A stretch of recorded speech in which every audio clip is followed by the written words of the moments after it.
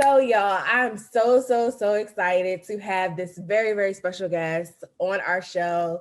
As we said in the beginning of the show, we go way back to the good old wild days. She understands our struggle. We've been through the trenches. Okay. We had to get that money real fast and in a hurry and with a smile on our face. Okay. Well, Yes, we've seen it all. We've seen it all. And them this wild days, boy. Them wild wild days, days. the wild days. Okay. Shout out to Leon and all of our little wild crew over there. But we are introducing my good homegirl. Her name is Astin Nicole. Hey Welcome, y'all, what's Astin. going on? Hey Anna, hey Kev, what's Hey, going on? boo. Thank you so much. Salutations. I know.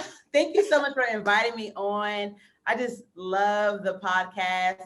Anna, before you jumped on, I was telling Raquel, like I listen on SoundCloud. I follow your Oh, Instagram page, and just the Black girl magic is real with y'all. And I thank always you. appreciate that. And I just love that about the two of you. So congrats on a great podcast and just the seasons that you're about to be walking in.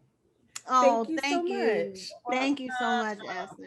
Girl, like we have loved to see you flourish Thank as you. you have come into your own. I remember when you was at WOW with us and Yes. telling us about your studies in African American history, which we're going to get into that Yes. as well at the top of the conversation. But just everything with her promise, which we're going to dig into that too Okay. in this conversation as well. But we just love watching you flourish and Thank do you. you, boo, and be you all the way. Yes. You are always Yes. you. Always You have me. Always always been Aston. you. Yes. You have always been Aston, no Martin. You know. That handle itself is just like it sticks with me. People be like, Aston no Martin. I'd be like, dang. That's like, whoa. But yeah, that's back in the day. That was my Twitter handle like years ago. Yes. Okay. And you a Philly chick. Oh, Yeah. I'm always meaning to ask you this. I know this is really off topic, but do you know someone named Taz? Taz and my older sister went to Temple University together. And we have Okay. mutual friends that I met as well in Philly. Like my older sister is a year older than Taz. Taz and I are the same year, I believe, I think. But Yeah. her and my sister went to Temple University together, and I met her through another group of mutual friends. Always good energy, always say what's up on social media. If I see her out with her fiance, she always speaks. So Taz, if you're watching, shout out to you, girl. She's not a social media person. Like I don't see her on the gram like that. So, but I do know that's Pocahontas Taz. Yes. No, she's not. Yes. Yes. Pocahontas. Yes. No, Yeah. me. That's one of my close girlfriends from college. Before she went to Temple, she was at Maryland, and we met and we lived in the same dorm together. So that was like one of my first friends in college, and we've been friends ever since. So when I saw y'all was mutual friends and y'all actually was liking each other's pictures and stuff, I was like, oh my god, they know each other. Yes, Philly I connects. like Taz. Yes. Small But world, yes. Right? Yes, very Small small. world. Yes. Okay, so yes, let's go ahead and jump right into it. So, can you give us a rundown of your background in Black history and how you became interested in it? Sure. So I'm actually from Reading, Pennsylvania. It's like I would say 35 minutes outside of Philadelphia. Born and raised there. My parents were the first people that instilled loving yourself, loving Black people, loving where you come from. I come from a family where on my father and mother's side, there's different classes of Black people. There was no such thing as poor or colorism or hair texture. It was just love.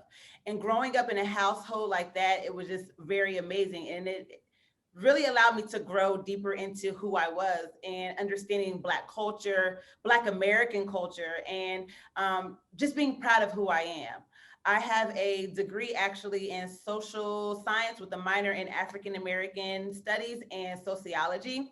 I attended the University of Maryland Eastern Shore. However, I graduated from the first HBCU, Cheney University of Pennsylvania. I transferred schools in the middle of like my seniorish year.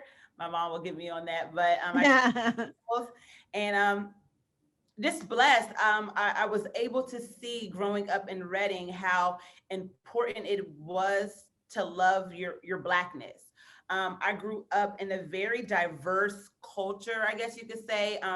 Reading has a big population of Hispanic speaking people, as well as Caucasian people. So the minority, of course, is African Americans, and my parents wanting us to get the proper exposure, they would take us to museums. They would put us in Black history programs. They started that off at a very young age for my sisters and I. So that was one of the reasons why I was like, okay, this is a part of me. I need to grow a little bit more in it and learn a little bit more and see how it could impact my career.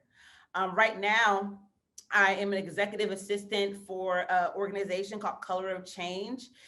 They do a lot of, well, basically, everyone can look it up, but Color Change makes sure like the racial injustice for Black and brown people are just where it needs to be. I work on the movement building team, and this past I would say season, we did a lot of getting Blacks to vote. Like it was waking up at 7 a.m., going to sleep at 7 p.m. Black people vote, vote, vote. And so we played a huge part in the Biden and Harris administration win. So like we just be happy about that. So That is dope.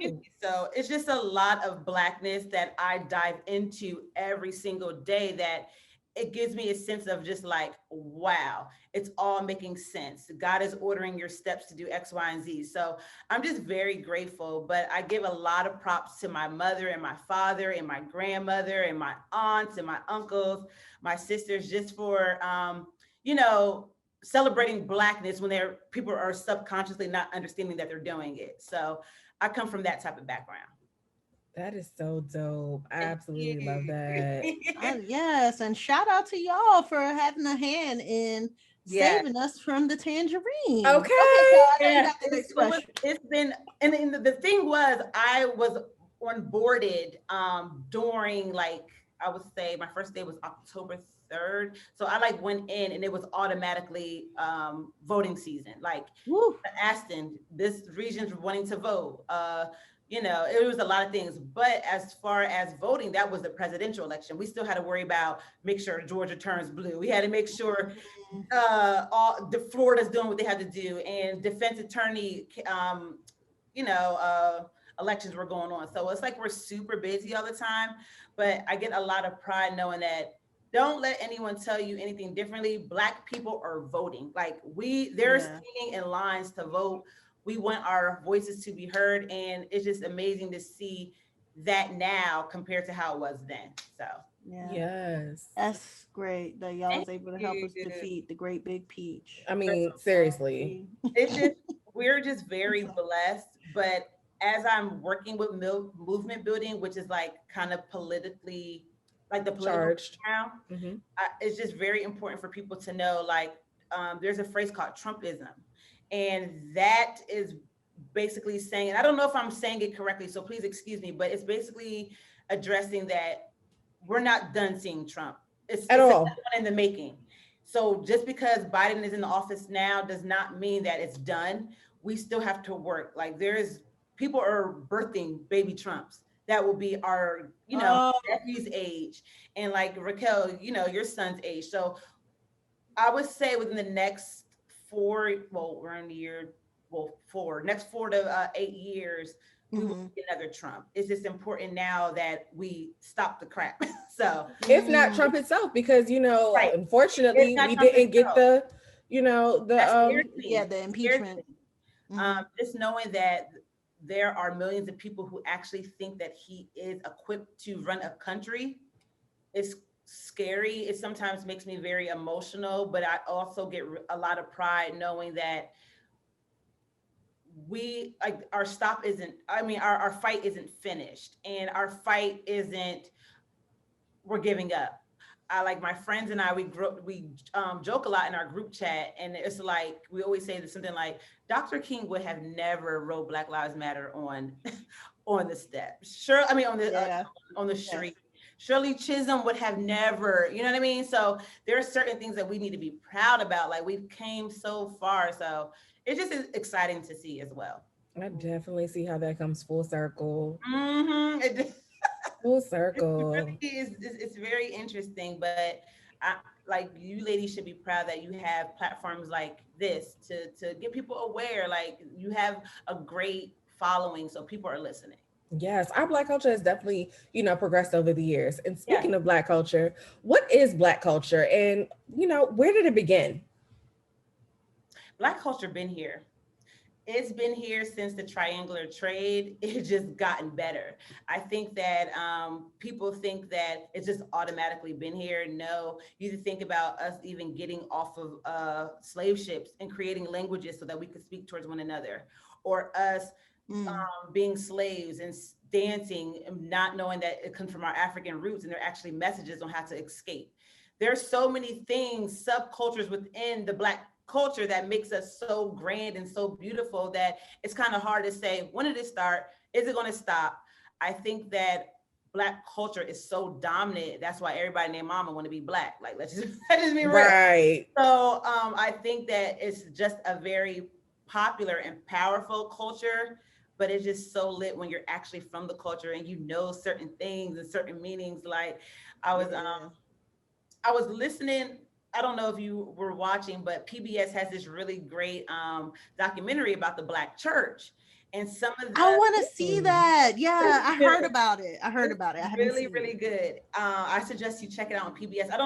I did not watch episode 4 yet, so I'm starting that soon. But just how Black pastors and preachers, excuse me, learn certain things in seminary that only Black pastors know or do. You'll never seen a Right. Joel Olson get excited.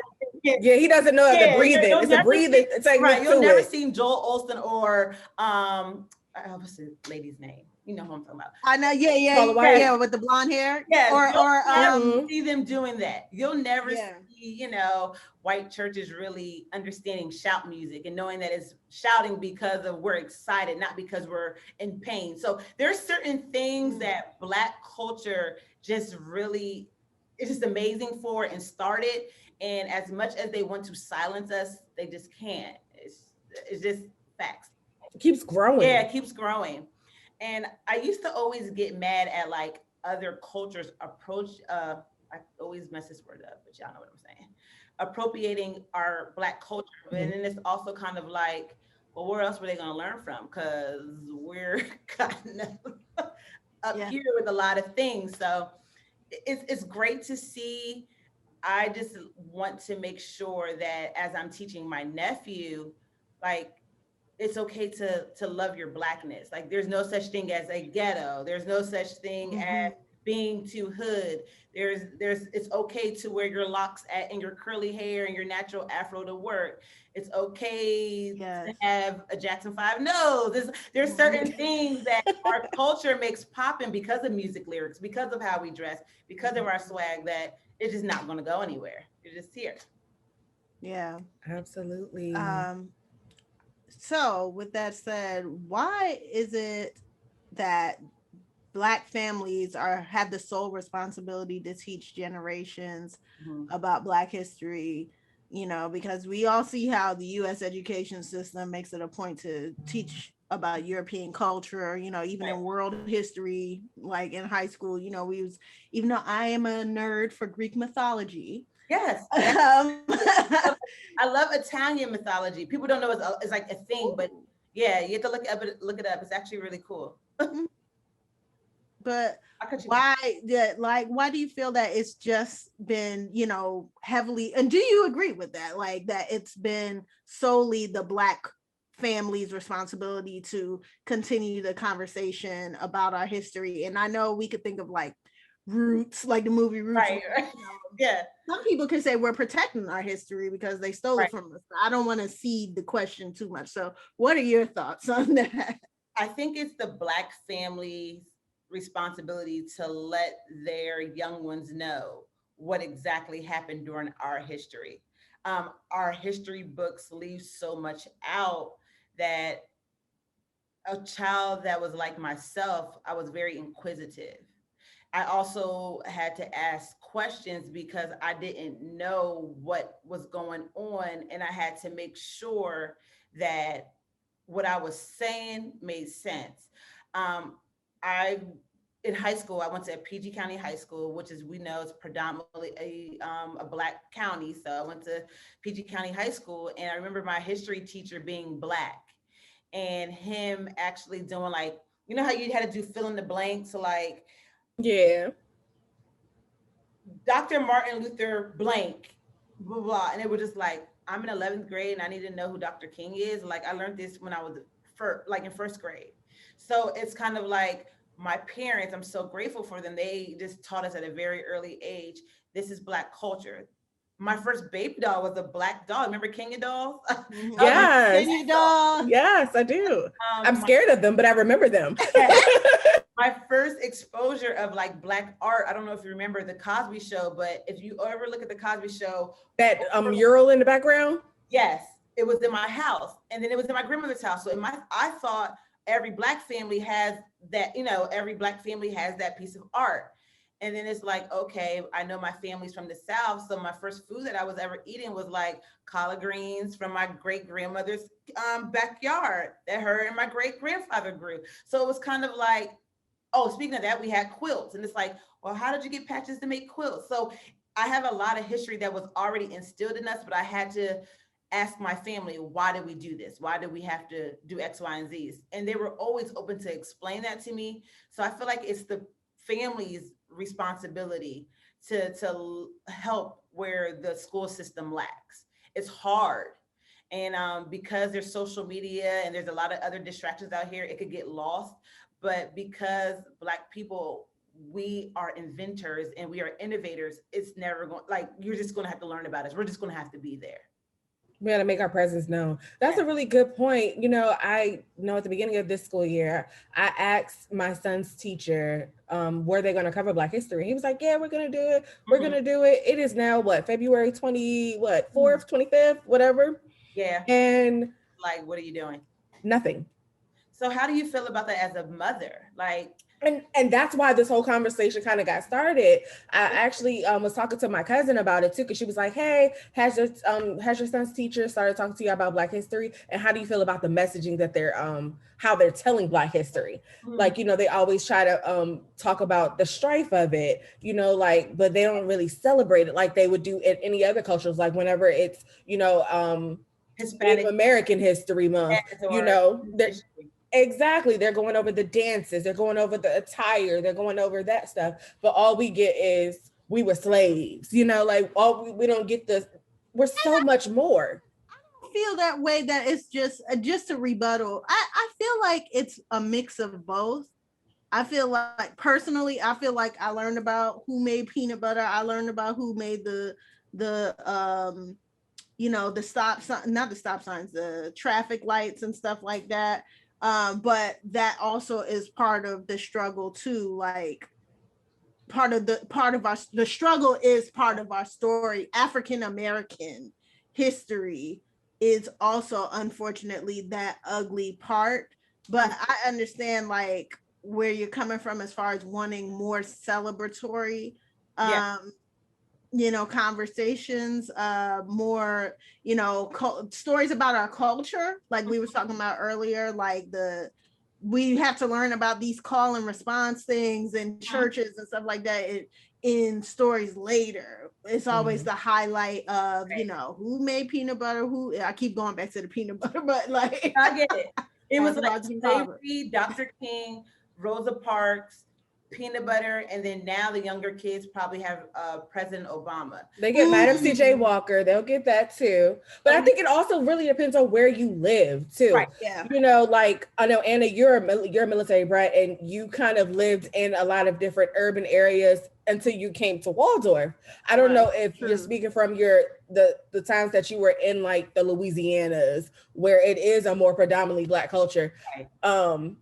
But like for kids, when I think of it from the standpoint of, I mean, I was in Black culture, I was in PG, but I didn't have the teachers that cared enough, I guess, to go over that. So I think it is a component of having someone that cares and wants to teach you, and having someone who actually understands that experience and does want to show the Black excellence in it. And when we don't have all those components, I feel like things get missing. Like, I don't think that I got the full Black history experience until I got to college and I took an African American studies class.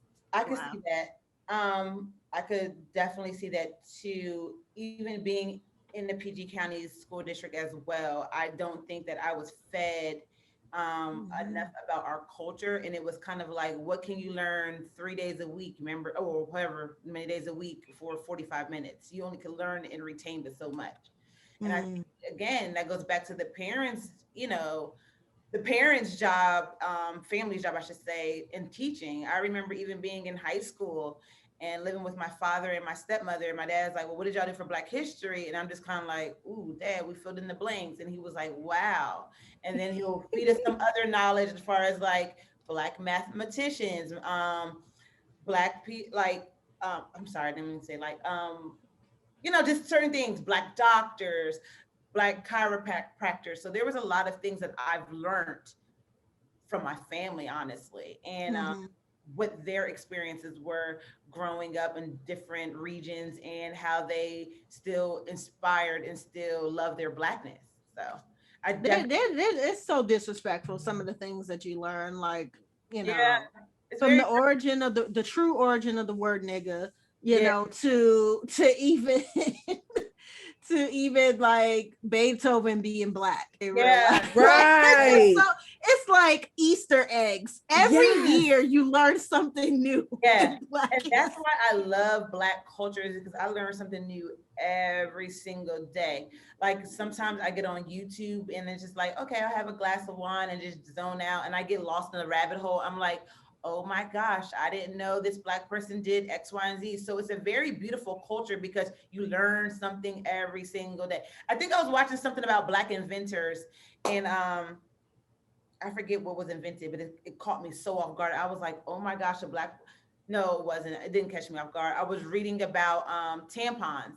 Yes. And Black woman created the pad, and they're just like, what would we do now without a pad? So there's certain things that I'm just so proud about, especially being a Black woman, that we're just so I can't even get the word out. We're just so amazing. Innovative. Yes. We're innovative. We're very innovative and creative and talented, Yeah. But I think, Kel, you had the next question. I know I was rambling. Oh no! Like we kind of went into it. Yeah, right? We kind of answered that question, and you actually answered the part 2 of the question, which was what are some of Black inventors that you feel like don't get enough shine, and you said one that I just found out about the Black woman who made the pad. I think this year or last year. Mm-hmm. It was within the last 2 years. Yeah, so that's amazing. The Black man invented the cell phone. It was something it's not the internet, but it's something regarding the internet. Like we can't use it without the internet. I don't know off the bat. But it might be like the wiring or something like that. A router or something that's brand. And it's just like, wow. I think I heard that too before, like not the FiOS. I know what you mean. Whatever makes the connectivity. I forget, yes. And then we could go back to like who, invented peanut butter and who invented the comb and the hot comb and certain things. So it's just like, it does not stop. It's so funny. Every year I try to get my nephew, he's 3, and I try to look on Amazon to find him Black books. Like it's so important for representation in your household of Black people, period, that my family always advocated for starting us off young. So like I was looking for books for Naziri, and it was like I love that name. Oh, thank you. It was books about Black inventors. And I got a little emotional. I'm like, he's 3 and he's about to learn about Black inventors when I'm 23 and I learned who just created X, Y, and Z. So I think that progression is definitely done, and it has been, has grown a lot. So we're grateful for that, like it just doesn't stop. Black culture still is at the forefront. It's American history. I think that's what people forget too. Like Black history is American history.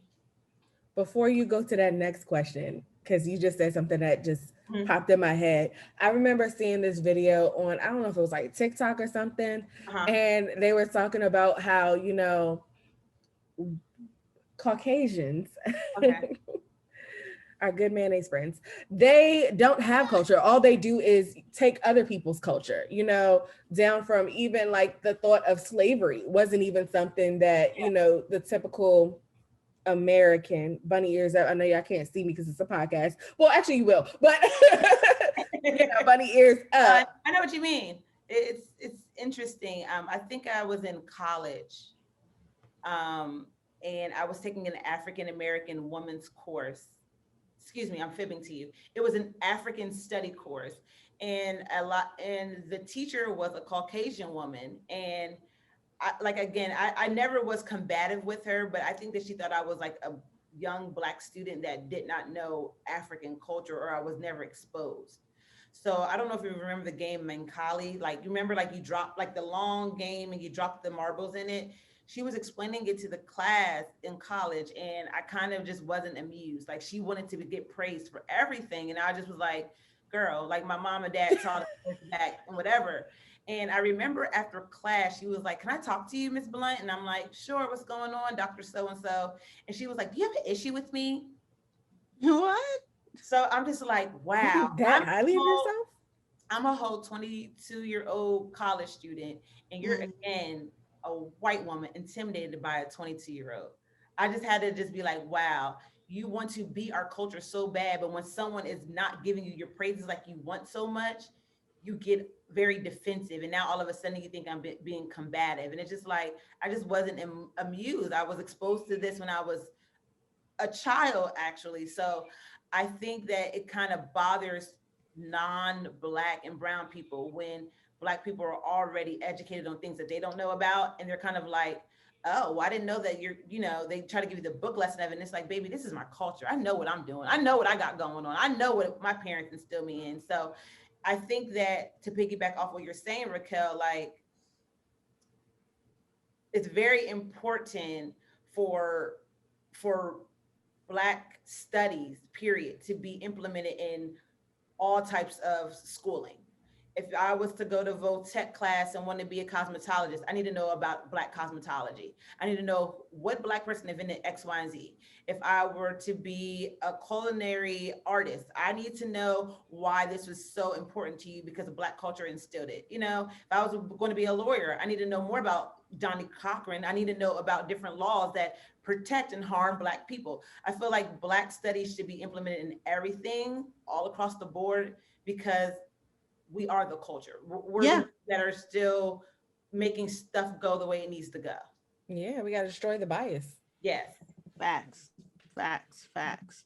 I know we kind of touched on this a little earlier, but real quick, like, do you to elaborate on the Trump conversation from Yeah. earlier? Do you feel that we're on the verge of another civil rights movement after all of the great big peaches So shenanigans and 2020's chaos in general and uprisings you in could say general? 2021's chaos. And okay, like it's still 20. So listen, it's still chaos today.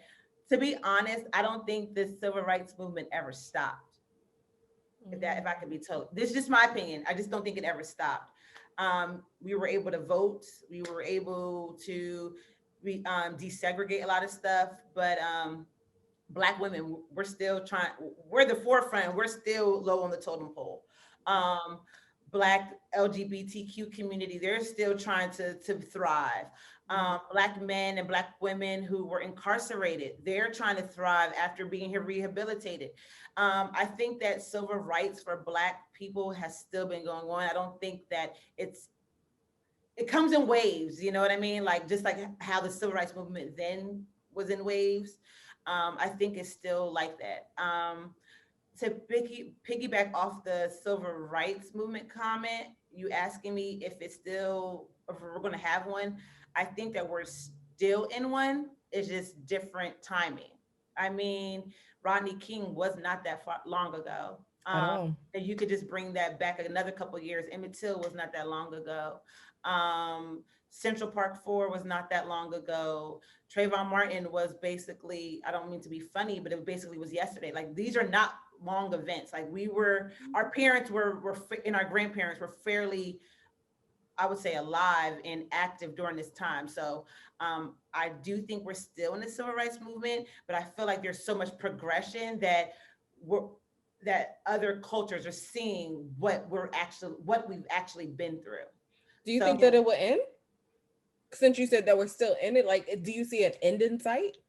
I do think it's going to end. How, I don't know. I do see a lot of progression. And again, these are just my opinions. I don't, this is not like textbook. I think that because we're still in one, remember how Dr. King had his I Had a Dream speech and then like turned the table again?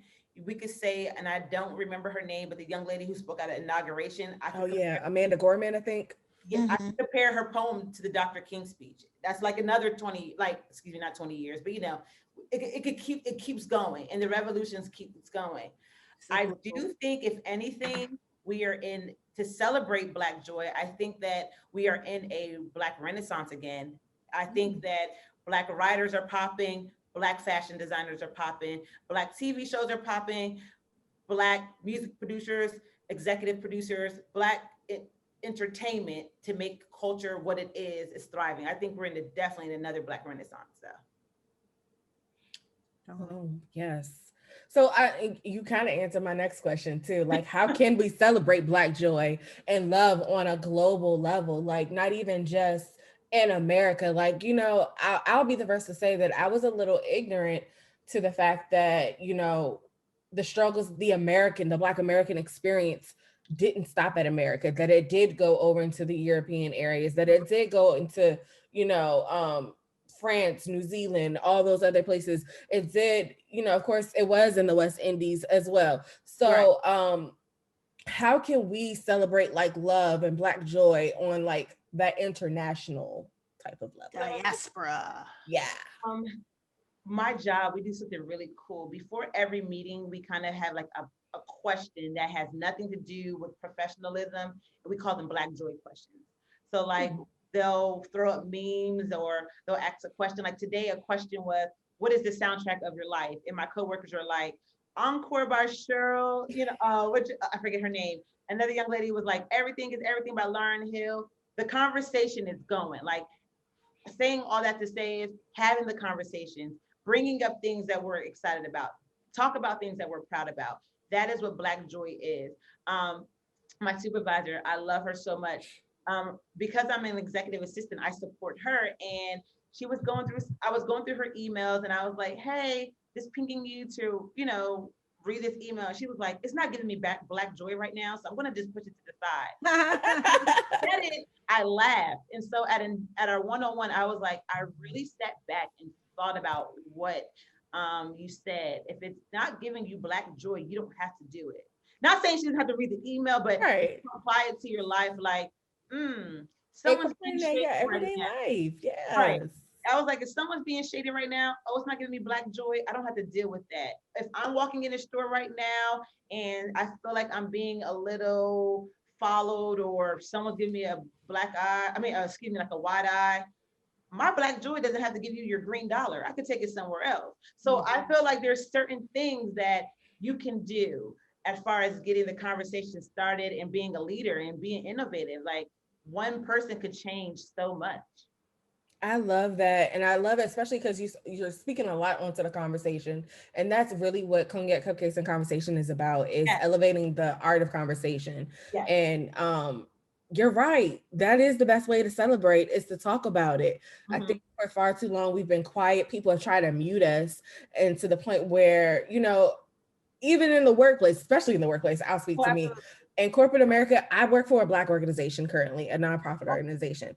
And they constantly be like, you don't have to do that. We're Black. And I'm like, but no, I can't, like, I always catch myself and I forget, like, oh, I don't have to hide my Blackness. Like, this is not a thing. Like, hell, we're like right here. I remember when I first started my first day at Color of Change, and I jumped onto a meeting. And again, our meetings are now because of the pandemic, we do everything virtually. And like, they started off a meeting and they were playing Candy by Cameo. And I said, hold on. We've had a couple of meetings like that. I said, wait for 1 second. I know I'm not So I'm still getting used to the culture, and I'm very professional in emails, and that's a part of me. I'm not going to ever not be Right. Aston. And I remember my supervisor at the time, they were like, "You don't have to be so formal in an email," and I'm like, "I don't, but I do because that's what, again, that's Black culture. We're told that we have to be professional." So Right. losing all of that, we're not losing that, but being Retraining our mind. yes, and being okay with that, but also understanding I could wear my hair wrapped up to work. If I, my mom would kill me, mommy, I would never do that. But my, wearing your hair wrapped up to work, or your child is next to you and their hair isn't done, no one's looking at them like, oh my gosh, what's going on? How about Just they have a barrette and they're drawer like, come on, come sis. yes. Yes. And the beauty of it, of being Black and working at an organization like my own, you see the different types of Black people. And I say that to say, like, you get your fashionistas, you get your Black kid, I don't want to call them kids, but my Black colleagues that love anime and are into Harry Potter and watch Game of Thrones and love Lord of the Rings. And you get your Black people that honestly, they're their first generation, they're making a move and this is them. And then you get your LGBT Black people who are transitioning and we're like, we love you too. It's just so much, and it's just like we are so broad and around the scope that it's kind of hard to mute us, It is. and because Yes. we're in different regions of the country, sometimes I mean not last week, 2 weeks ago, like we were on a whole call, and I remember like we respected everyone's religious backgrounds, but we like took a minute to like shout out everyone that was in Houston. And it's like, what organization gives you time to just connect and just to understand, like, to be supportive of someone else? And again, it's just Black joy. It's a lot of great energy in how you feel and how you should feel about yourself. Absolutely. And with that being said, I think that this is, a really good time for us to all do our part. And Yeah. I would like to kind of do something a little different from what we normally do. Okay. I would love to end this interview on a positive note. And we're asking you to do a 60-second love message to our Black and Brown brothers and sisters out there. Okay. Can I go now? It's like, no. Go ahead, Okay. girl. I You just got your want to time. say, Black and brown people, you are valued, you are loved, you are the epitome of struggle yet celebration. No matter your skin tone, your hair texture, how big your gap is, how big your lips are, how big Yes, Gap. Yes. Yes, you stay true to it. Yes. how big your feet are, whatever. Enjoy your Blackness. You have so many things to be proud of. Our struggle is not going to define us. It's our triumph that defines us. We have so many wins under our belt that we're going to continue to take them to the next 400 years. Love one another, hug one another, celebrate your sisters, celebrate your brothers, celebrate people who aren't Black, because they need to understand too that we are great people. Just shout out to everyone that has skin complexion like me, darker, lighter, whatever. Just love on yourself and enjoy Black History Month. And like McDonald's said, 365. Back in the day, McDonald's used to be like 365. So Yes. celebrate Black joy. I love it. Love it. Yeah. You show everybody where they can find you when you do get back on off of Lent. Yeah, so I'm not on. Oh, and also tell us about before you go there, I want you to tell everybody about Her promise. Lord, I'm having a brain. No, it's okay. Her promise. Her promise. Yeah, I was gonna say she promised. Oh, I was okay. like, I know that's not it. It's Oh, not she. cool. Thank you. So you can find me on social media. I only have Instagram. My name is Astin, AST, 6 eyes, and you just could type in my name, Astin, and I'll pop right up. Yep. Thank you, ladies, for allowing me to talk about Her Promise, because I know this really isn't the platform to do that, but No, it is. We're all about philanthropy. Sure? Yes, we love to elevate the community. So this is what we do. Thank you. So Her Promise, I'm still working out the kinks, and I want to be led by God to just grow a little bit more in that. But I just wanted to shout out my amazing friends who were supporting me with Her Promise, especially my sister Ashley Blunt and my younger sister Erin Blunt. Y'all you guys know what you all do to me. So her promise actually was, I would say it started back when I was in middle school. Again, I'm from Reading, Pennsylvania, and my family is like a loving family. And my grandmother, she is a fire sign. So it's a lot of energy, which is Yeah. beautiful. Why I love her. So I remember her like gifting young women in our local South Side area of Reading, always making sure they had like pads and tampons and things like that. I would never forget eighth grade, I had an accident and I went to, it was my cycle. And when I mean accident, I had khakis on. So we already know. So I remember going into middle school nursing office and a Hispanic girl was like, who's coming to pick you up? And I was like, my grandmother. Um, she had a very flexible schedule. And I remember my grandmother came into the nurse's office. She had an extra pair of pants for me and she gave me underwear and she had all these pads. And the young lady kind of was like, your grandmother actually gets you nice pads. And I just was like, oh my gosh. Fast forwarding up to like being 30. And I remember going out to the club or something like that. And a girl was like, I don't have, she must have started her cycle. And she was like, I don't have anything, blah, blah. And I was like, okay, we'll figure it out. And something came over me. I was like, I have pads in the car. I go run to the car. I'm like, tell the bouncer, I'm like, chill for a second. I'm about to come back. I got to give somebody something. That is so you. He's like, let me check your bag. And so it's all obvious. I'm like, yep, pads, tampons, whatever. So I go back to the bathroom and the young lady was like, you did not have to do that. That was so tight of you. And all I could think about smoking hookah, drinking my little drink was my grandmother when I was in eighth grade.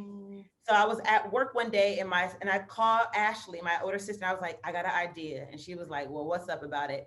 I said, I'm gonna call you back in about like 20 minutes. I literally was praying and I was like, okay, it's supposed to happen now. And that's when we just developed the idea. And I was just like very nervous at first. But then I was like, you know what? My hands are off. This is what God has directed me to do. And sometimes not sometimes, I've learned that when you're supposed to move when you're directed to. If it's not by God's direction, it's not going to be ordained. So I was just like, I prayed twice and I was like, God, if this is for me, you're not going to make it anything less than what it's supposed to be. Long story short, that happened in August. Ashley and I were coming up with ideas. September, October 3rd, second came, I think, no, third, second or third. I'm sorry, I forget the date. No, day after my dad's birthday. So October 2nd came. Through an amazing event and the outpour and support of like social media. Even though I'm off of it for Lent, it's you got to use it to how it's supposed to be used. I would say I received over 600 donations. I literally had pads, tampons, panty liners like stacked up in my father and my stepmother's house, and I just was like, wow, this is so overwhelming. So my best friend Brittany, her and I packed everything up in big like containers. Ended up having like 7 containers and just giving them to different organizations throughout the city, giving them to families in need. It overall it's just a lot of gratitude, and that's what Black Joy is about. Black Joy is about helping out your community. It's about being selfless. It's about helping your brother. Malcolm X preached about it all the time, though he has a different faith background. The message was still the same, helping your brother off the street. So in my case, it was helping our sisters and making sure that hygienic products were dispersed. A lot of people don't know, but pure poverty is very real. There are a lot of young women that are still in the pandemic going to their high schools just to go to the school nurse to ask for pads. And being in the positions that we're in now, I thought about her promise and I'm like, okay, if someone could donate $20, that could get someone really great brands of pads or tampons or panty liners or wipes and things. And the outpour and the support was just amazing. I'm just forever grateful. Moving forward, the pressure is on a little bit because everybody and their mom is like, Aston, what's going on? And I don't want to jump again without being led. It has to be ordained. It has to be Aston. Maybe it's not for you this season, but it could be for your friend. It could be for someone else. So I have to keep that in the forefront of my mind. However, it's coming. God did not want me to stop there. I know that he sees something greater for what the purpose I'm trying to achieve within Black communities, because that's who I'm supporting. So, just keep an eye out. Tell a friend to tell a friend. Her promise is going to be big. And I, again, am just so thankful for ladies like you and your podcast. CCC, y'all really highlight amazing women and men throughout the country, and especially within our area. And when you made the post about me last year, I got a little bit teary eyed, because I'm like, you never know. Don't stop. Don't stop now. All right. I know I'm getting emotional already. Oh, Just the grandma part got me. Okay. You never know who's watching. And my mother and father always used to say that, like, Aston, always make sure your X, Y, and Z is straight. Excuse me, because you never know who's watching. And your post led to DMs that, hey, you still doing this? You still need pads? I got some for you.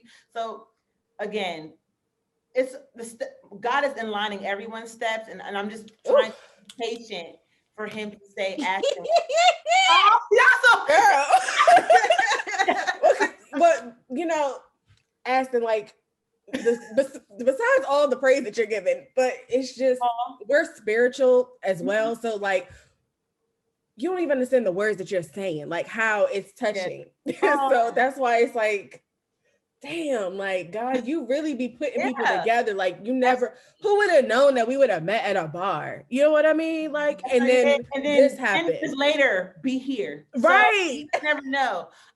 One thing that my father always tells me, Aston, again, men are just men. So sometimes if things are rough between French, like a friend or say, for example, like I'm having a beef with a friend or something, my father always says, don't burn bridges, and always make sure, like, he implies it a lot to like family life, just make sure you don't burn any bridges, Aston. You never know who you're going to need, because we fall on hard times too.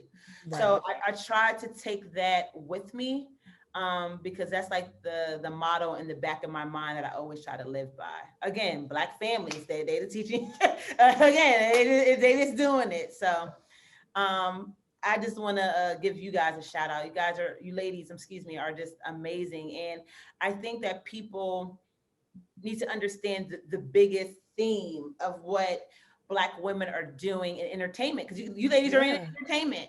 And your podcast, you guys talk about different topics, but it's not oh my goodness, I'm about to say something mean. It's not lip service, or it's not about F that guy, or I'm financially, it's a broad view, which I really appreciate. And just being on here, I'm just super happy for. So thank you, ladies, for inviting me. Y'all, girl, we happy to have you. We'll have you anytime. And once COVID is up, like we really miss our events. We definitely got to have you on a panel discussion or two, or at our next single acidity happy hour. Something. Let me know. I'm there. I was so disappointed I wasn't able to come to your last event. It fell on my best friend's baby shower, but next one, I'm there. Like, the energy looked really fun, and the ladies, you guys took a screenshot. I thought it was super cute. So that was the right. That was the right event, right? Yeah. No, you're right. You're right. Yeah, I knew something. So next event, I would love to pull up. So yes, definitely. And shout out to your best friend Brittany's baby shower. That was such a cute. It was like the teddy bears and stuff, and just like all the brown melanin. Yes. Like, she looks so gorgeous. Yes. Her best friend, her name is Karen Law. She has a, I guess you could say an event, event coordinating, a party coordinating. I don't know exactly, but check her out. Creations by Karen. She's super awesome. So shout out to Karen. She's dope. Another Black woman taking it up a notch. Like, always. Where are we not? Always. Yeah. Well, everything has been so good. Did you tell everybody where to find you on Instagram and social media? Okay, yes, good. I did. Yeah. Awesome. Well, thank you so much for coming. Keep an ear out, yes, for more to come with just Aston in general, and of course her promise. Yes. Thank you, ladies. I appreciate you guys and I love you. And I'm just really proud of you both. Mommy, wifey about to come. Raquel, I feel it for you. I feel like you're about to be a wife soon. Well, I'm taking in that energy. Yes, claim it. I think that you're going to be a mother soon, but I don't, Claiming it. All of that. That is something that I welcome as well too, because I want that. Okay, That's something we'll talk about offline. But yes.